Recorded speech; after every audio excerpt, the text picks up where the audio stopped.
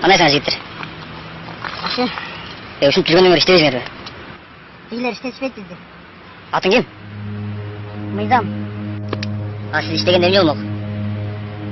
Мен иштегенде карпырабыз кайтарылып, чек арабыз сейилип, гендерибиз тоналбой, чет мамлекетке бир тууган боордошторубуз темселебей, тарыхыбыз эйиндеги окуялар болбой, кыргыз эли кышкысын үшүбөй, Кытайга жерлерибиз сатылбай, жыргап жашайт болчубуз.